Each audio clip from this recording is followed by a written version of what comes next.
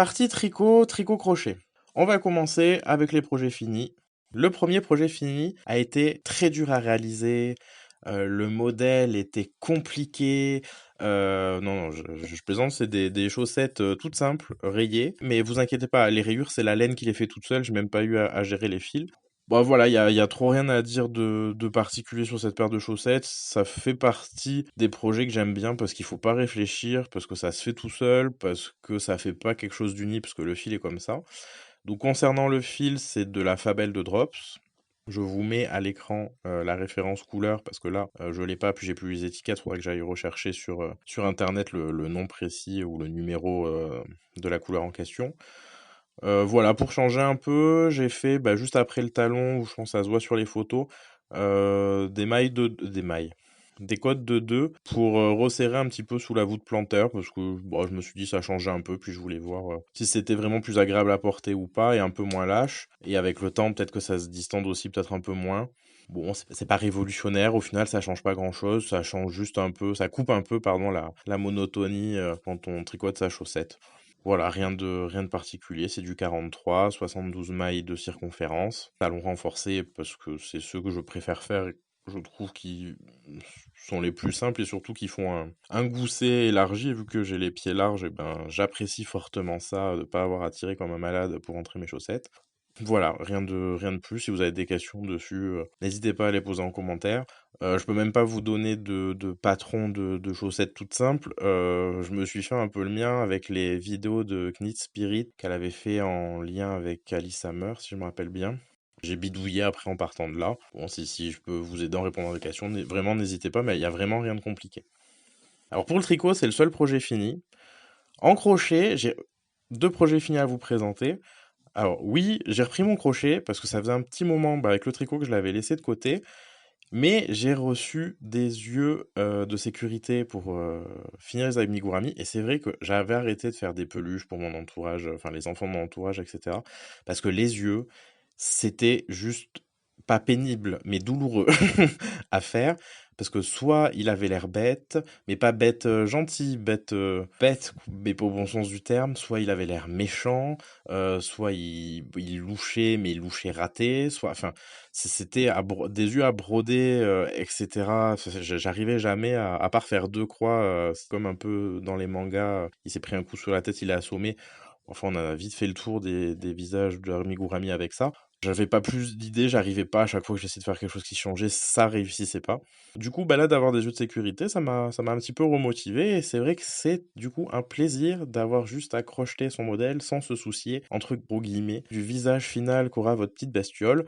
Donc, j'ai fait un premier porte-épingle. Alors, je pense que le porte-épingle, je vous en parlerai un petit peu plus tard, parce que je vais me faire plusieurs accessoires comme ça de tricot. Au bureau, du coup, je tricote les trois quarts du temps. À côté, j'ai un meuble en fer. Et du coup, le porte-éclair, que j'ai mis un aimant dessus, parce que j'en ai marre d'avoir tout qui traîne un peu sur mon bureau, sachant que je suis un petit peu bordélique, voilà. Et je me dis, si déjà tout ce qui est ciseaux de couture, épingles, etc., tout ce qui peut me servir pour quand j'ai envie de bidouiller, etc., ben c'est pas forcément sur le bureau, mais pas loin, parce que si je le range dans un tiroir, dans une autre pièce, ou etc., une fois que je m'en serai servi, il va traîner pendant un mois sur le bureau, voire plus. Donc le système est pas efficace, on va dire. Du coup, voilà, avec l'aimant, de pouvoir le mettre sur le meuble à côté, je me disais que ça pouvait être une bonne idée. Du coup, là, j'ai fait que le porte-épingle, le pique-épingle, le porte-épingle, je sais pas, comme vous préférez. Et j'en suis juste excessivement content. On reviendra peut-être un peu plus sur le porte-épingle aussi quand tous les éléments que je veux faire seront faits et qu'il y aura du coup la photo finale globale, etc. En tout cas, ce qui est sûr, c'est que en gros, c'est une boule. Je crois que j'ai enlevé 2 rangs de hauteur comparé à une boule pour qu'ils soient un peu plus aplatis. Mais enfin voilà, pareil, il n'y a pas besoin de patron. Quand on a un peu crocheté, ou ne serait-ce que crocheté une seule boule, on sait à peu près comment ça marche. Boule en maille serrée. Rien de particulier. Et après, si la petite particularité, du coup, c'est pour les manches, je l'ai. Alors, j'ai bidouillé de chez Bidouillé, il n'y a pas d'autre mot, avec le fil qui me restait du cercle magique au début pour le coudre, en fait, sur le tissu. Mais vu que j'avais pas d'aimant assez fort, j'ai dû empiler plusieurs petits aimants. Du coup, ça a été un peu compliqué à caler, mais ça a pas l'air de bouger. Puis après, il y avait la bourre qui maintenait. Mais c'est surtout pour quand j'allais bourrer la boule. Bourrer la boule, c'est un peu. Cette phrase est un peu bizarre, mais enfin, pourquoi pas. Pour pas que les aimants partent dans tous les sens et que du coup, quand j'aimante sur ce qui serait entre guillemets son oreille ou voilà. Et après, la bouche, j'avais pas envie de la broder. Et c'est vrai que toujours sur mes piques-épingles, porte-épingles, je mets toujours attaché des épingles à nourrice pour tout ce qui est passage de ruban. Enfin, je trouve que ça sert toujours, ça a toujours une utilité. Et plutôt que de l'avoir dans des boîtes à aller les chercher, au moins c'est à disposition. Et quand je me suis dit, ah bah ça pourrait faire la bouche, je trouvais que ça faisait un résultat un peu rigolo, un peu poupée vaudou, kawaii manga. Enfin bon, voilà, ça me plaisait bien. Donc voilà. Et après, je ne peux pas vous parler de la laine, parce que c'est une laine que j'ai dû récupérer il y a à peu près 10 ans de je ne sais même plus qui traîne dans un carton de reste. Voilà, je sais même pas si c'est de la laine, de l'acrylique. C'est pas du coton, mais un mélange ou quoi, je serais incapable de vous dire. Le deuxième projet fini au crochet, encore un amigurumi. Alors cette fois-ci, un petit poussin. Alors ça m'est venu, on dirait, comme une envie de pisser. Je peux pas mieux dire. Un soir, j'avais pas très envie de tricoter, mais il fallait que je m'occupe les mains. Et je me suis dit, tiens, ça va être Pâques, va y avoir un repas de famille, va y avoir une petite fille. Et si je lui faisais un amigurumi, ça fait longtemps. Qu'est-ce que je pourrais faire? Oh, bah ça sera pour Pâques. Oh, soyons original, faisons un poussin ou un lapin. Bon, au final, ça a été plutôt le poussin parce que bah, j'avais de la laine jaune et que voilà, pas loin. Donc ça a été plutôt le poussin qui a remporté le vote du public. Rien de particulier, pareil, pas de patron. Ça me paraît pas compliqué, mais c'est vrai que quand on le fait, des fois, ça nous paraît pas compliqué. Du coup, on sait pas trop quoi dire dessus. Tout est à base de cercles. Soit on allonge les rangs où on n'a ni augmentation ni diminution.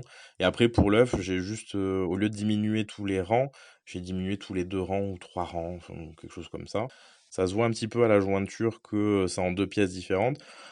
Mais voilà, j'avais aussi envie d'essayer de voir ce que donnait le résultat entre 2 tailles de fil pour 2 parties d'un amigurumi. Si vous regardez bien, la tête du poussin est avec un fil beaucoup plus petit que l'œuf, la coquille de l'œuf. Je dis pas que je le referai, mais c'était aussi pour faire un test comme ça. Bah, les petits cheveux pompons, parce que ça me faisait rire et je trouvais ça mignon. Et le petit bec orange, je remercie mon cher Étendre parce que je trouvais que ce poussin avait une tête bizarre. En disant, je sais pas qu'est-ce qui cloche, etc. Et c'est lui qui m'a dit, ben, t'as pas fait le bec. Et ben, c'était tout bête, mais en tout cas, c'était la bonne solution. Je trouve que depuis, il a quand même meilleure mine et on comprend vraiment que c'est un poussin. Donc voilà, en tout cas, ce qui est sûr, c'est qu'elle a fait une heureuse. Donc, de faire une heureuse, ça a fait un heureux. Donc, que demander de plus si tout le monde était content? Après, du coup, les encours. Alors, les encours, ça sera que tricot. Je vous remonte pas les mitaines, la couverture. La couverture, j'ai fait aucun carré.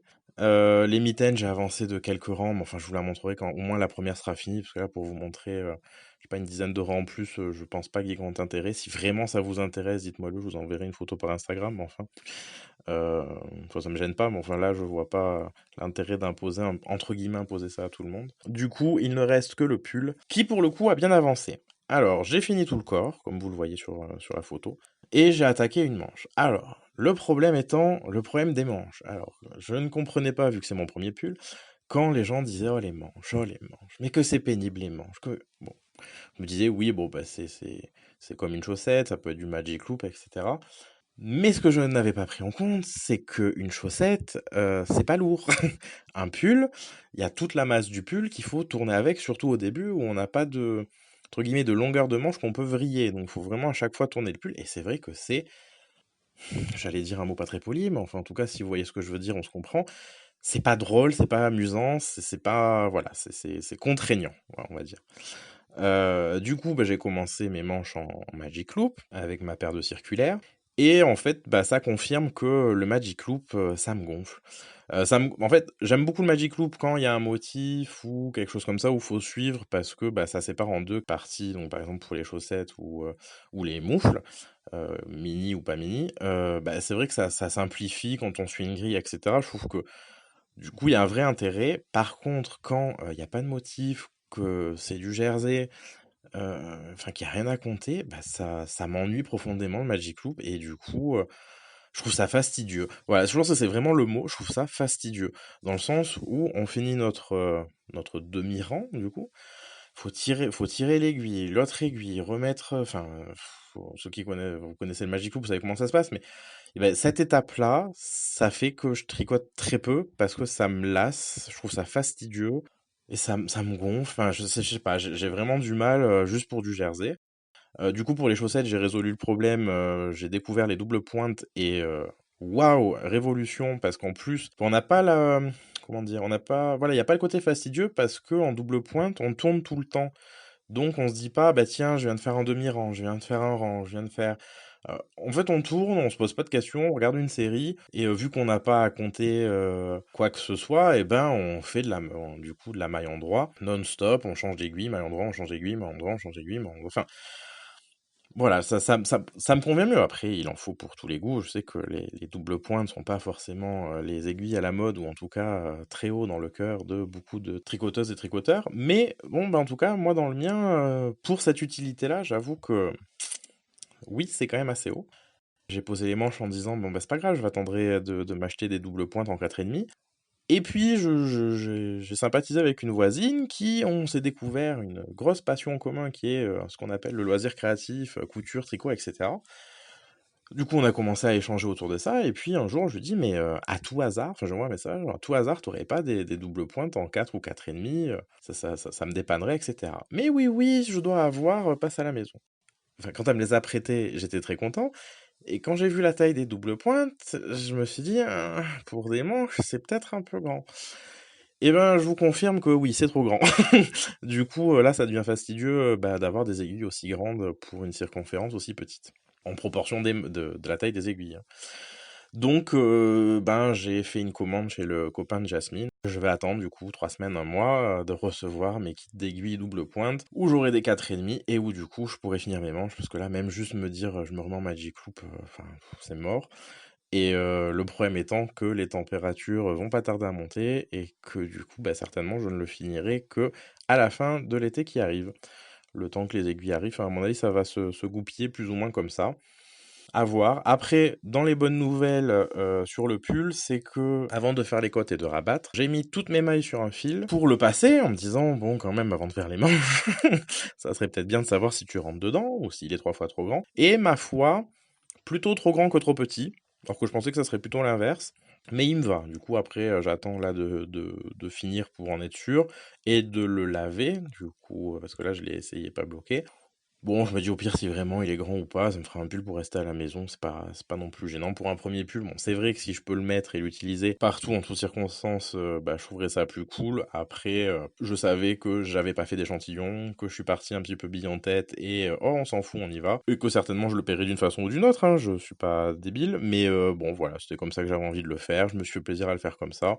Le prochain, je pense que je ferai un échantillon et les choses beaucoup plus proprement. Et surtout, j'aurai des doubles pointes pour faire les manches.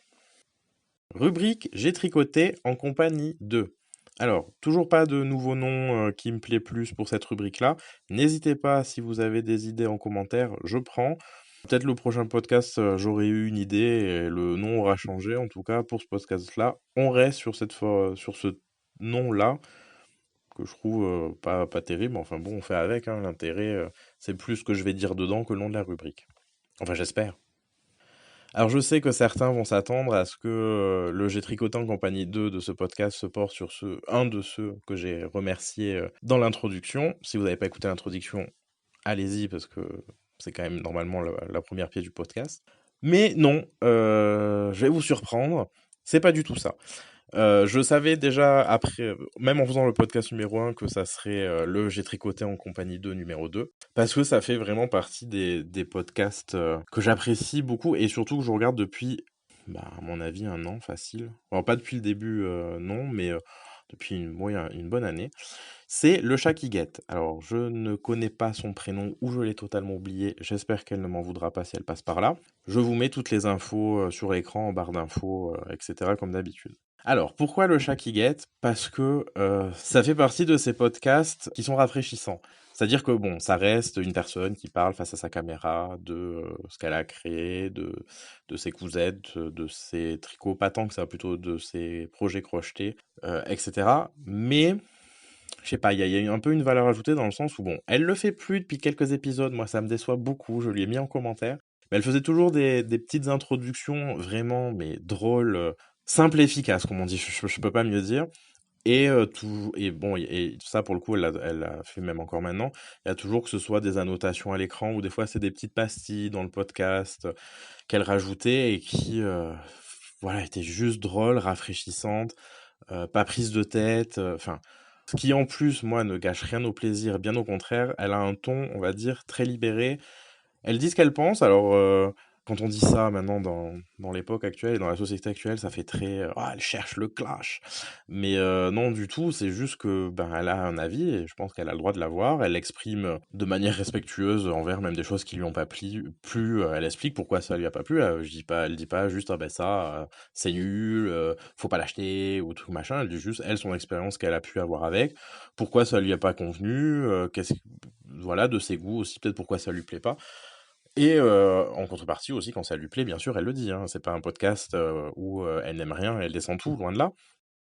Mais c'est vrai qu'elle a un côté, elle va pas trop, enfin en tout cas je pense pas, peut-être que c'est ce qu'on voit pas derrière la caméra, mais de se demander qu'est-ce qu'il faut qu'elle dise pour pas choquer, pour plaire, pour fidéliser son audience, pour, enfin je sais pas, des choses qu'on peut voir dans d'autres podcasts, hein. Je citerai pas de nom, mais enfin si vous regardez, sûr qu'il y a des fois où vous vous dites ah là.